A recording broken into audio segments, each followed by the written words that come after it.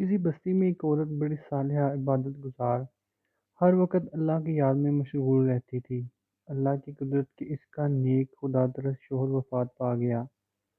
اس کا ایک ہی لڑکا تھا۔ اس نیک عورت نے اس لڑکے کی بڑی اچھی طرح پرورش کی تھی، بہت اچھے سے پالا، تعلیم بھی اچھی دلائی۔ لڑکے نے جب دنیا کے میدان میں قدم رکھا تو ہر طرف اس کے حسن و سلوک کے چرچے ہونے لگے۔ شریف لوگ اس کو عزت کی نگاہ سے دیکھتے، بیوہ عورتیں اس کو دعائیں دیتی، وہ غریبوں سے ہمدردی کرتا، خیرات صدقات دیتا۔ گرد اس بستی میں ایسا فرد نہ تھا جو اس سے خوش نہ تھا۔ اس کی بستی والے ایسے نیک لوگ تھے کہ ہر گھر سے قرآن پاک کی تلاوت کی آواز آتی تھی، مساجد میں درس قرآن اور اللہ کے ذکر کی مجلس ہوتی تھی۔ گرد اس بستی کا ہر گھر جنت کا نمونہ تھا۔ یہ لڑکا دیہات سے باہر شہر میں آنے جانے لگا۔ کچھ بے حیا عورتوں پر اس کی نظر پڑنے لگی۔ آہستہ آہستہ اس کی دوستی نیکوں سے ہٹ کر بدوں سے ہونے لگی۔ پھر وہ راستے سے بھٹک گیا۔ بد کردار دوستوں کے مشورے سے اس نے والدہ کی کھیت دیہات کی پرسکون زندگی کو خیر آباد کہہ کر شہر کی فضا میں اپنا ڈیرا ڈال لیا، اور اس کے ڈیرے میں اب ہر قسم کے اوباش دوست اس کے گرد جمع ہونے لگے۔ ان بد کردار دوستوں نے اسے راہ حق سے ہٹا دیا۔ ماں مسئلے پر بیٹھی ہر وقت اس کے لیے دعائیں کرتی رہتی، کبھی کبھی ماں سے ملنے شہر سے گاؤں چلا آتا۔ ان بد کردار دوستوں نے اسے رائے حق سے ہٹا دیا۔ ماں مسئلے پر بیٹھی ہر وقت اس کے لیے دعائیں کرتی رہتی، کبھی کبھی ماں سے ملنے شہر سے گاؤں چلا آتا۔ آہستہ آہستہ وہ وقت آیا کہ مہینے میں ایک چکر لگاتا۔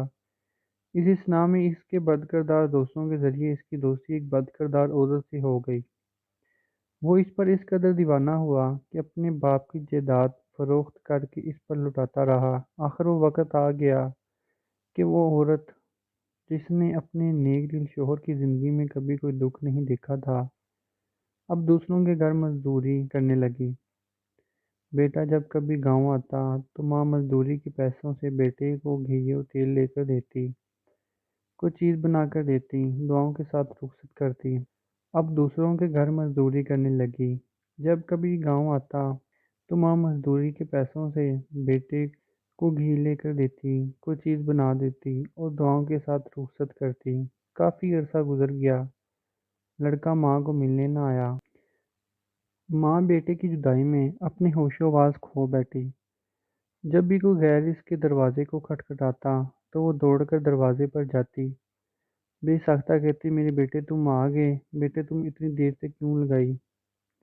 جب معلوم ہوتا کہ گلی کے کسی بچے نے دروازہ کھٹکھٹایا تو وہ دل پر ہاتھ رکھ کر پھر مسلے پر آ بیٹھتی اور رونا شروع کر دیتی۔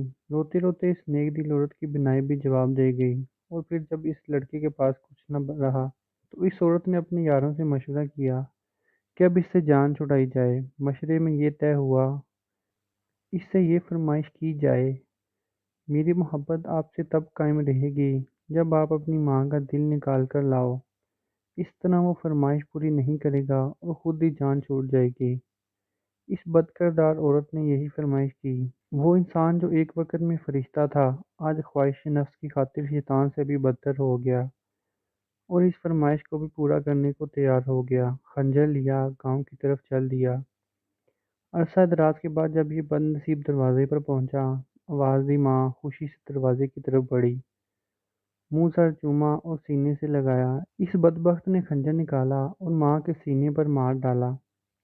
ماں کا دل نکال کر چل دیا۔ آسمان پر اندھیرا چھا گیا، اللہ کا عرش ہل گیا، فرشتوں نے بدوائیں دی، ظلم کی انتہا ہو گئی۔ بد کردار کا یار بد کردار عورت کے مکان پر پہنچا تو ماں کا دل اس کے سامنے کیا۔ اس عورت نے کہا، تو اپنی ماں پر ایسا ظلم کر سکتا ہے تو معلوم نہیں میرے ساتھ کیا سلوک کرے گا، اس لیے یہاں سے نکل جا۔ آنکھوں پر اندھیرا چھا گیا اور گر گیا اور وہیں پر مر گیا۔ ماں کا دل ہاتھ سے چھوٹا، دل اس بد کردار عورت کے کمرے میں پڑی چھری پر پڑا۔ ماں کا دل پھٹا، درد سے دل سے نکلی یہ صدا، بیٹا کہیں چوٹ تو نہیں لگی؟